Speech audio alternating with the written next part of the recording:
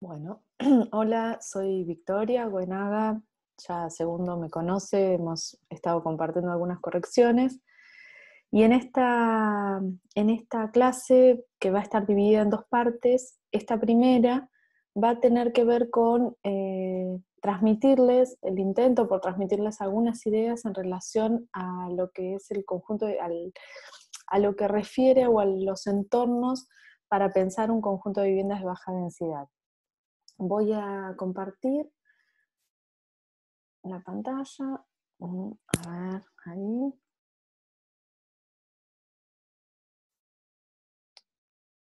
Ahí está. Bueno, a ver si funciona así. Bueno, como les decía, esta primera parte tiene que ver con algunas ideas. La segunda parte va a trabajar los referentes que ustedes, algunos de los referentes que ustedes ya estuvieron analizando, para analizarlos o desglosarlos o comentarlos a partir de la organización y el armado, cuestiones relativas a eso. Y en este sentido me interesaba destacar o que entre todos pensemos en qué momento de la formación disciplinar estamos, en relación luego a cómo ha sido ese proceso proyectual. Y finalmente, esto que yo les decía, las decisiones proyectuales y estrategias, que será la segunda parte de la clase. Todo esto pensándolo desde el lugar de qué implica, ¿no?, este momento de formación disciplinar. Y en ese sentido, eh, había algunas cuestiones que tenían que ver con pensar cómo ustedes van en este proceso integrando los contenidos. Si bien este es un año y que seguramente se habrán cansado de escuchar de todos los docentes decir que es un año atípico, que este primer cuatrimestre o trimestre ha sido como lleno de anormalidades, de todas maneras hay un plan de estudios, ¿sí? Siempre está bueno recordar y refrescar o situarnos en que estamos dentro de un plan de estudios, y hay diversas materias que tienen como una lógica general de que ustedes vayan integrando estos contenidos. Entonces, si vemos historia y teorías, por ejemplo, que les va a dar las cuestiones inescindibles a contextos históricos e inserciones del usuario, ¿no? Tanto inserción del edificio como del usuario. Procesos constructivos va a aportar sobre cómo se da esta materialización física, constructiva, cómo pensar cuestiones que tienen que ver con el lenguaje, la envolvente. Y otro de las materias dentro del plan de estudios que va a tener que ver quizás con cómo expresar, ¿no?, que son las comunicaciones, cómo expresar estas ideas, estas prefiguraciones que ustedes van teniendo. Este momento del proceso de formación y del proceso proyectual es un momento de ida y vuelta, no es un camino lineal, quizás también ya me hayan escuchado decir eso, y está lleno de satisfacciones e insatisfacciones en algún caso también. Es un momento crítico, pero que finalmente termina siendo un momento de puro aprendizaje. Si nos detenemos en el proceso proyectual, ustedes están atravesando, saliendo del momento inicial, que fue la etapa de las ideas, que implica esta etapa de las ideas, implica un reconocimiento, implica un momento de análisis, donde ustedes estuvieron recorriendo referentes en función, y que es como que empiezan a tomar las primeras decisiones a partir de la prefiguración de estas viviendas, de este conjunto de viviendas que ustedes tienen que armar. Y algo que en las correcciones vi que se ha insistido de parte tanto de Luz como de Vivi, Loredana y Guido, es pensar esta vivienda, este conjunto, no desde no desde las cuestiones estrictamente funcionales, ¿no? De cómo zonifico, cómo organizo, sino pensar una serie de cuestiones que tienen que ver con las relaciones en el espacio, ¿sí? Y esta idea de pensar el diseño desde las relaciones en el espacio implica que estas primeras ideas iniciales tengan una evolución, eh, evolución en que puedan ir entendiendo varias condiciones a la vez que son las que van a llevar adelante, a hacer que este proyecto progrese, el de cada uno de ustedes. Entonces, volviendo un poquito a lo anterior, yo lo dividía como en 3 partes importantes. Siempre la cuestión inicial es pensar estas relaciones en el espacio y en ese sentido involucra como pensar programa, usuario, sitio, calidad espacial, lenguaje y materialidad. No es una clasificación que va separada esta, son cuestiones todo el tiempo interrelacionadas, que me parece que ustedes deberían pensarlas desde este lugar, y sí, quizás alguna tendrá más jerarquía que otra para el proyecto de cada uno, que es lo que va a ser eh, la diferenciación y la cuestión de autonomía, de reconocimiento que habrá tantos proyectos como estudiantes hay. Entonces, si nos referimos al sitio, eh, pensamos que la vivienda, y esta es una foto de, ¿no? Un pensamiento como revertido, sino no pensar solo la vivienda para una ciudad, sino la ciudad para la vivienda. Y pensar que la vivienda ha sido realmente un componente central en la discusión de la ciudad, hoy en día ha adquirido una magnitud impensada, ha tenido un rol social, o debería tenerlo, ¿no? Para, obviamente, el que tiene vivienda, y eso también pone en juego una discusión muy, muy fuerte, pero bueno, ha adquirido una magnitud impensada.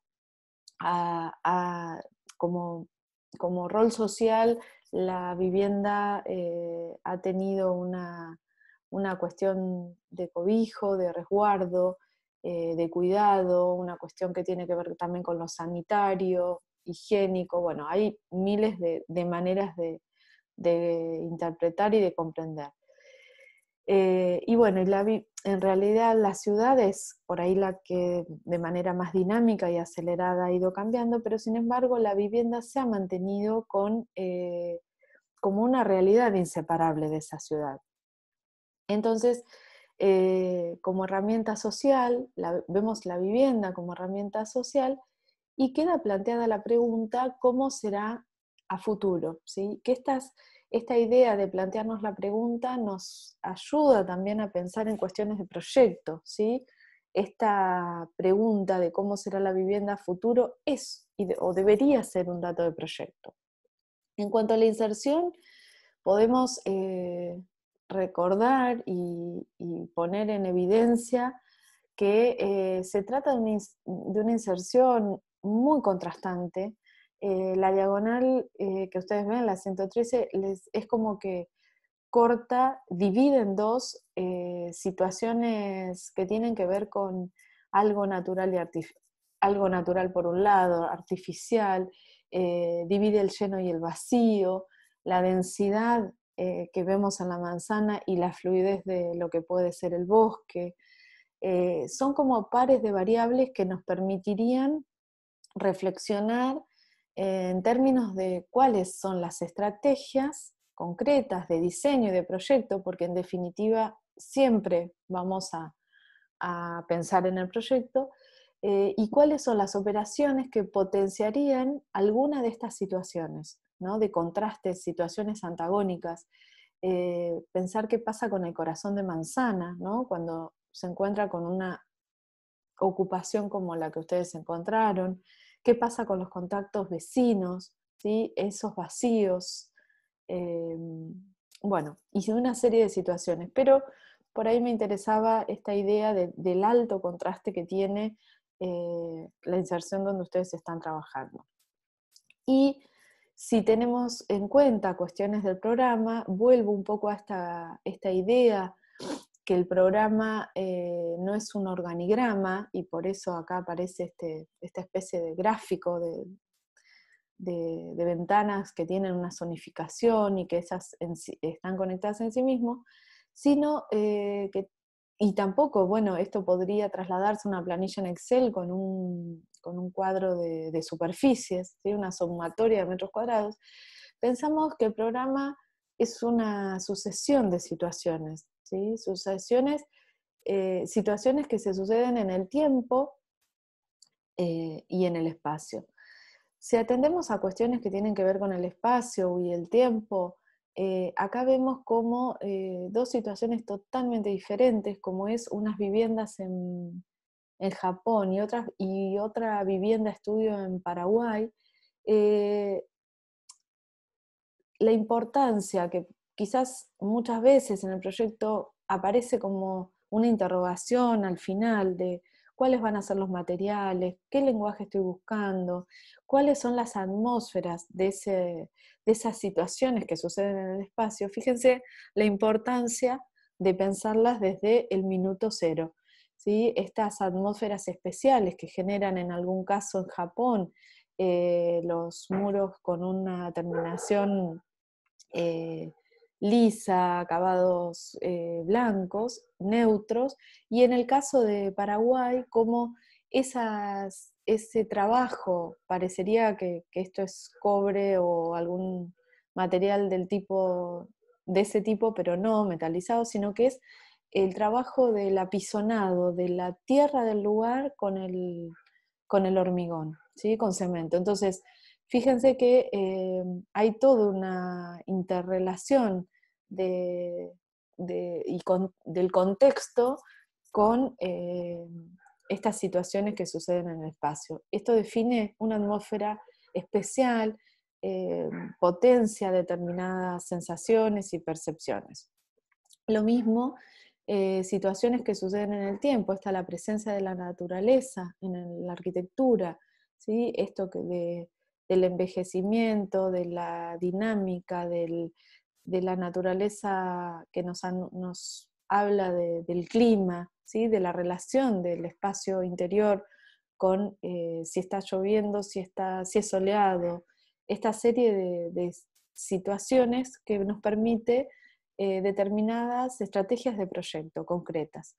Si pensamos en un usuario, también o sea, acercarnos a esta pregunta, es un usuario que se reconoce dentro de una sociedad que va cambiando y que ha dejado obsoletos ciertos estereotipos de vivienda tradicional. Un usuario que no puede ser entendido desde un esquema neutro, ¿sí? Repetitivo de viviendas, un usuario que interviene, ¿no? Estas son las viviendas de Aravena en Iquique, donde se va realizando un completamiento de la vivienda según las necesidades del usuario, según los cambios en la familia. Vemos como la casa como objeto arquitectónico va teniendo una mutación acelerada, dinámica en algunos casos. Y acá, bueno, un poco esto, ¿no? De los esquemas homogeneizadores de la vivienda, cómo hay mil maneras de no siempre caer en la repetición, ¿no? No es la única estrategia de proyecto la repetición, sino que aparecen otros modos de agrupamiento, como las tramas, el alternado, el encastrado, que van a permitir combinar estos esquemas y responder un poco a las necesidades del usuario. Este usuario, como dijimos, cambiante, que muta y se reagrupa constantemente. En este sentido, en esta idea del esquema que no es homogéneo, la unidad de vivienda, o sea, la célula y sus grados de libertad, se me escapó esa diapo, define en muchos casos esa posibilidad de cuál va a ser el esquema de agrupamiento. Y acá vemos la incidencia de esos grados de libertad. Yo hablo de grados de libertad cuando hablo de viviendas que, por ejemplo, tienen este esquema base, ¿no? De 2 caras ciegas, 2 caras libres, es una unidad de vivienda profunda, con poco ancho, mientras que una vivienda en esquina va a tener otras características y una vivienda con 3 caras libres, como este, y una cara ciega, otra totalmente distinta. Esto implica pensar la proporción, las dimensiones de apertura, las relaciones visuales con el exterior que quiero lograr, las relaciones también o beneficios climáticos, si la vivienda va a tener una doble ventilación, una doble cara, doble orientación. Y creo que es importante en pasar de escalas, de la escala de la unidad de la vivienda al conjunto, como tanto del conjunto a la unidad de vivienda. Esto es algo que se da, es una interacción constante en el proyecto, en el proceso del proyecto. Y en relación al espacio, también hablamos de un espacio flexible, un espacio que se va configurando, ¿no? Hablamos de espacio configurable, un espacio que evita el compromiso previo, o sea, no siempre cada uno de los lugares queda definido para todo el tiempo, sino que los destinos van cambiando, los espacios son abiertos, de libre circulación, en ese sentido quizás la suma de espacios parecidos, y este ejemplo por ahí lo muestra de esta manera, colabora en esa flexibilidad. Hay otras versiones que aportarían a la flexibilidad, que son la adaptabilidad y versatilidad, que ustedes lo pueden ver desarrollado y con ejemplos en el libro del taller, que está colgado en CEDICI de la universidad, pero bueno, y que lo van a ver en tercero y en los años subsiguientes, pero sin embargo, bueno, acá lo dejo anunciado. En términos de calidad espacial, vieron que hablábamos de una parte A que abarcaba el programa, el usuario y el sitio, una parte B que tiene que ver con las calidades espaciales y tiene que ver con esta transformación de la disciplina arquitectónica, que también ha pasado de entender la calidad espacial como desde la idea del recinto a pensar cómo las condiciones particulares de los elementos condicionan esas potencialidades espaciales, ¿sí? Cómo la disposición de esos elementos logran unas cualidades perceptivas diferenciadas, altas, ¿no? Hecha de relaciones plásticas, relaciones armónicas entre esos elementos. Esta idea parece muy abstracta, pero veremos cómo no solo tiene incidencias en el diseño, sino también en los cambios de la disciplina arquitectónica a lo largo del tiempo. Por ejemplo, la ideación del sistema dominó de 1914 por Le Corbusier, ¿no? El sistema dominó es un sistema de montaje ideado por Le Corbusier, inventado, genuino, y en el que intervienen componentes prefabricados. Ellos son las losas, los pilotis, las losas horizontales decimos, la escalera y la escalera integrada. Esto es un sistema totalmente innovador para la época, que más tarde se retoma y se genera, se pone de manifiesto justamente en 5 puntos para una nueva arquitectura. Esto es una profunda transformación de la disciplina, que ustedes, por eso me remito al inicio de la charla, lo van a ver en historia, lo van a ver en teoría, que expone un conjunto de principios arquitectónicos que no eran discutidos anteriormente. El pilotis, vemos acá, gracias al empleo también de los nuevos materiales, el hormigón armado permite suspender la vivienda, ¿sí? Como vemos en esta imagen, estas 2 primeras imágenes, suspender la vivienda y lograr una planta libre, que es esa ausencia de particiones espaciales, ¿no? Veníamos de unos muros portantes que debían sostener esas cargas a una planta donde el muro es libre, porque los pilotis son los que van a tomar esa función de sostén, ¿no? De llevar la carga. Lo mismo entender el pasaje o esta transición de una cubierta típica a un techo jardín, ¿no?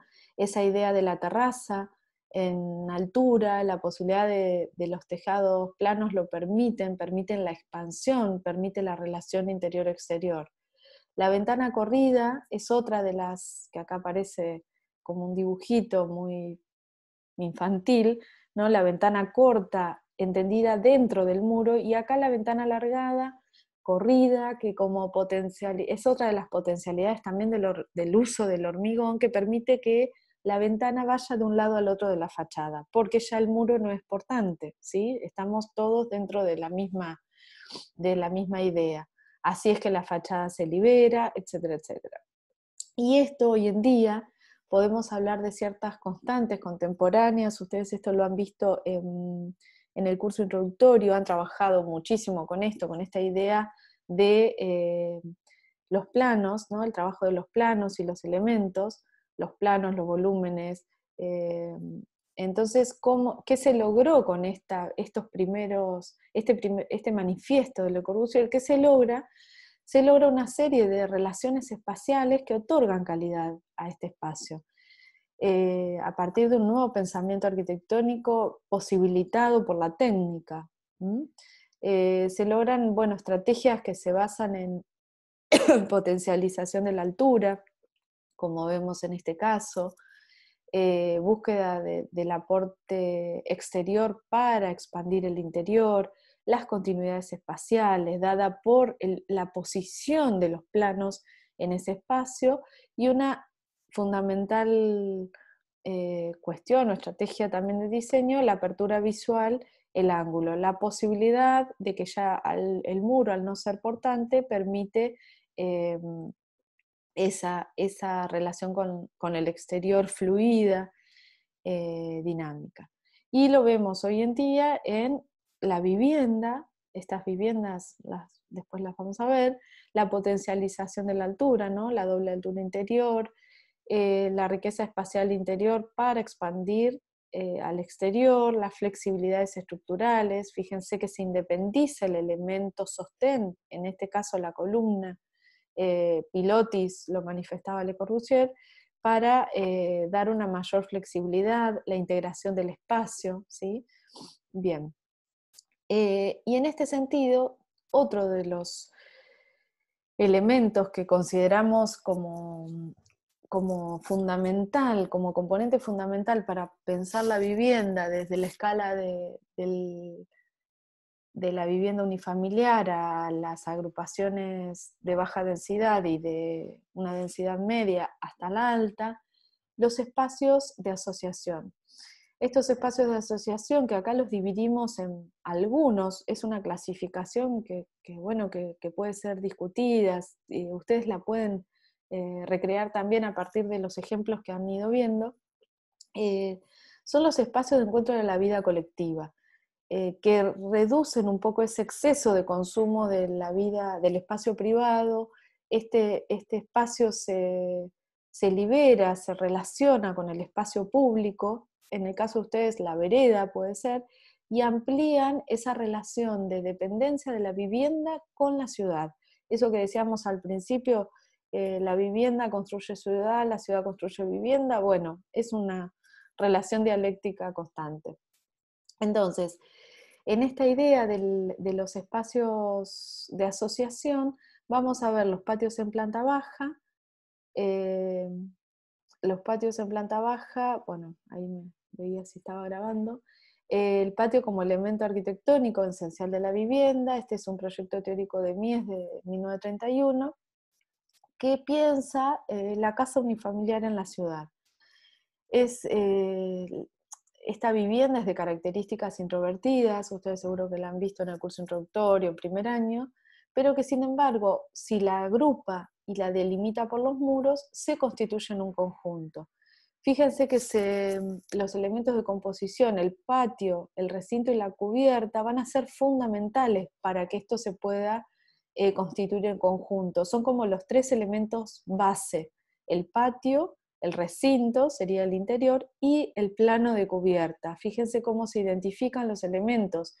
el espacio vacío, el espacio lleno, la cubierta como plano, ¿sí? Esto que hablábamos, que no lo mencioné, a Odone, que es el que ustedes trabajan en curso introductorio y primer año, muchísimo, ¿sí? Como estas posibilidades de ver el proyecto desde los elementos primarios.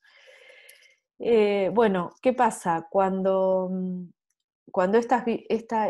esta casa unifamiliar se agrupa, aparece una potencialidad, diría yo, que es el esponjamiento, que es lo que le permite relacionarse con la ciudad, ¿no? Implica que estas relaciones de llenos y vacíos a escala de la vivienda agrupada se va a trasladar y se va a poner en relación con el espacio de la ciudad que les toca, del sector. Por eso me parecía tan importante pensar esta cuestión de lo contrastante de la situación del sector que les tocó intervenir este año. Entonces, en este esponjamiento de la relación de estos patios, de estos espacios llenos y vacíos agrupados, bueno, pensar qué pasa, cómo se puede dar una relación balanceada de estos espacios llenos y vacíos en ese sector de ciudad, concretamente.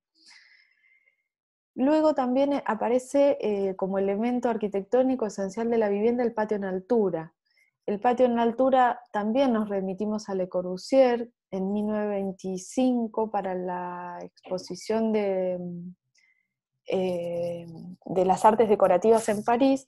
Diseña este pabellón del Esprit Nouveau, que es construido para esta exposición y que luego va a tener relación con los inmuebles villas también de Le Corbusier, que es una como puesta de otra densidad, pero bueno, como aparece como un elemento protagonista el patio en altura, si bien no tiene mucha altura, pero sí podemos ver, a ver, ahí, no sé por qué no me pasa,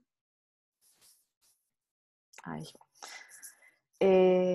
Cómo contemporáneamente esto se reinterpreta, se reinventa, y el sistema PILAB, que es un sistema bueno, de un estudio de arquitectura específico, va a trabajar desde la escala unifamiliar de la vivienda, digamos baja densidad, a la escala alta densidad, de vivienda pasando por las agrupaciones y la vivienda de máxima densidad, va a encontrar, va a ofrecer diferentes variantes de la vivienda multifamiliar.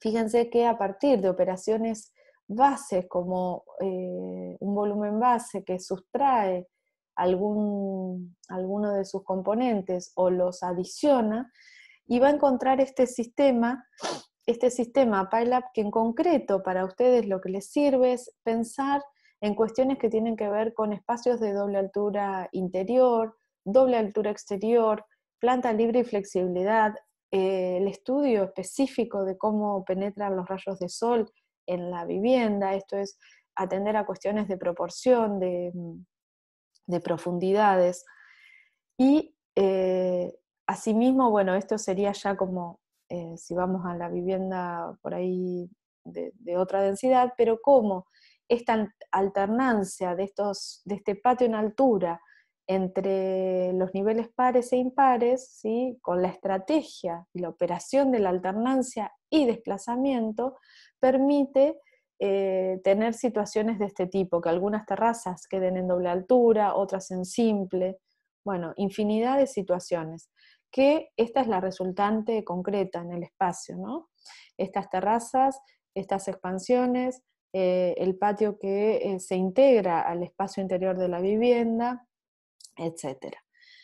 Por otro lado, los dispositivos de privacidad.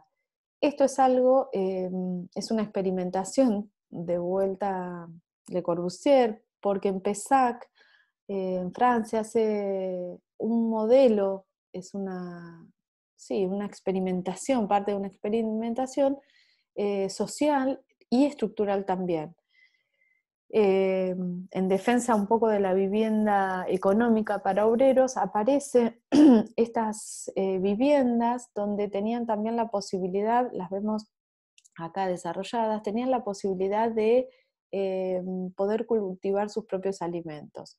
Entonces, bueno, es una versión como de ciudad jardín en horizontal también, es una experimentación tipológica, lo vamos a ver, y quizás quería ponerlo en situación porque también se repiensan las cuestiones de la relación de la vivienda con la naturaleza y el hombre en esa relación.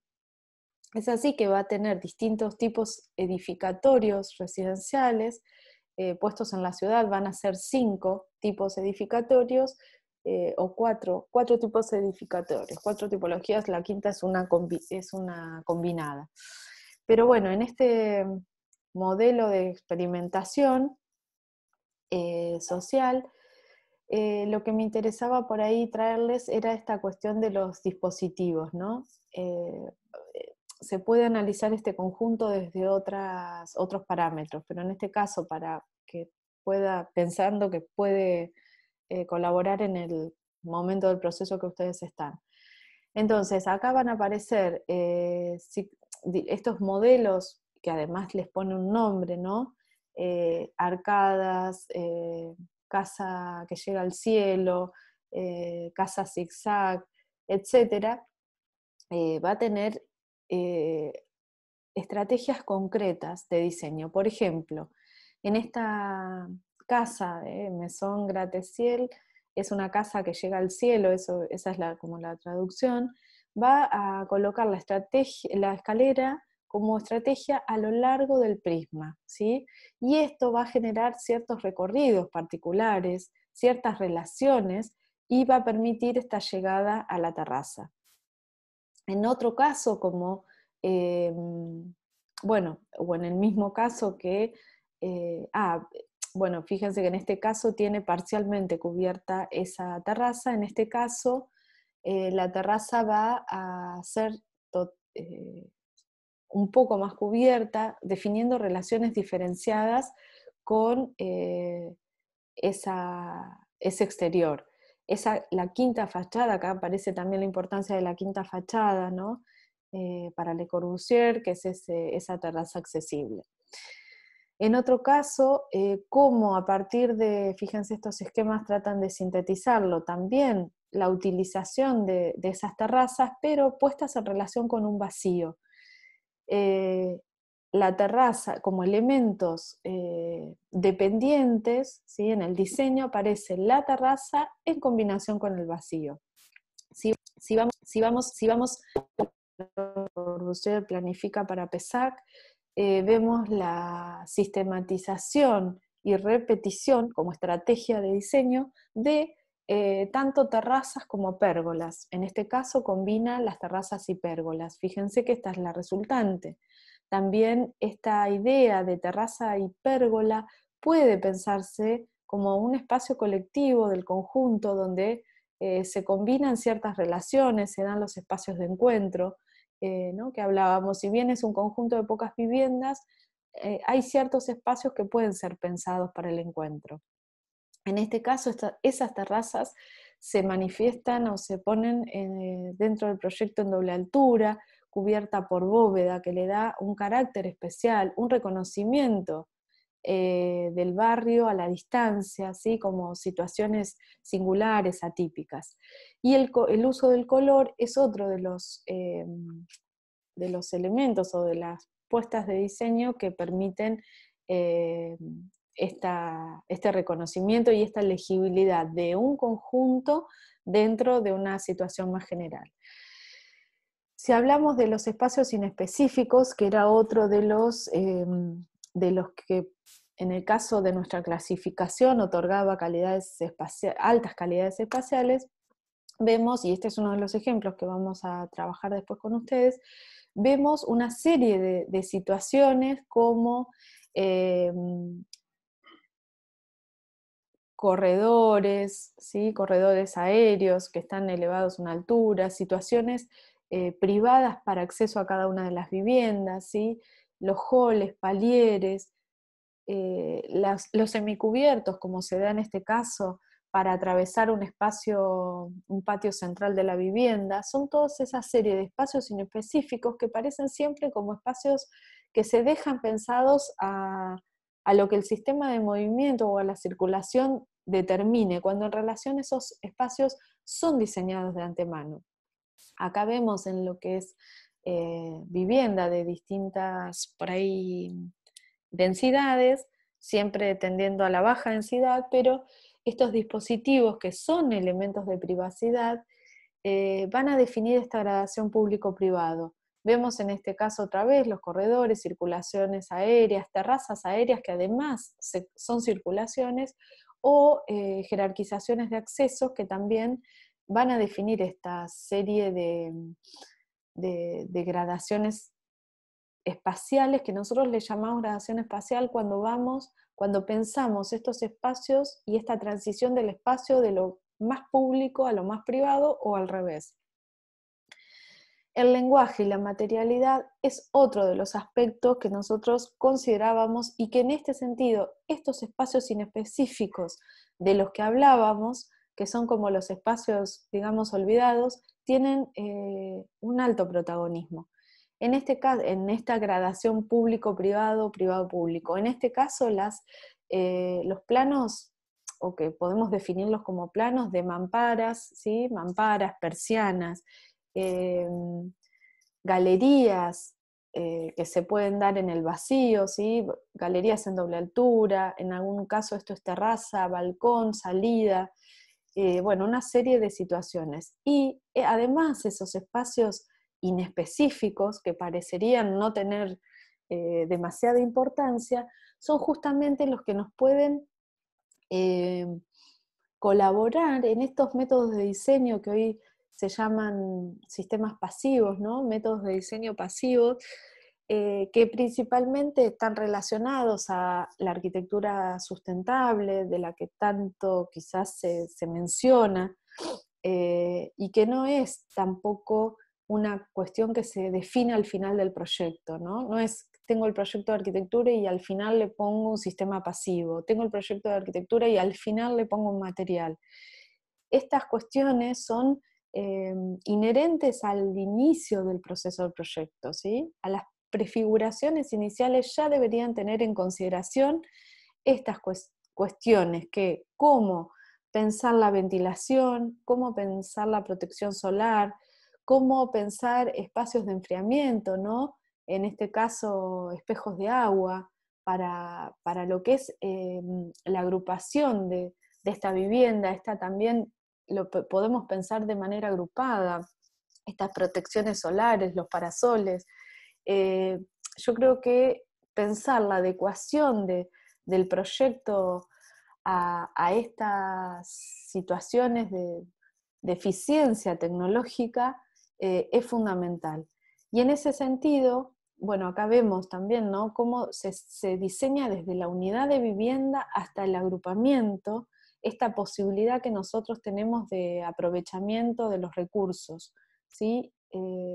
Creo que los pone también pone en pensamiento esta cuestión contrastante de la que ustedes se pueden aprovechar teniendo todo ese bosque enfrente de la parcela que les tocó trabajar.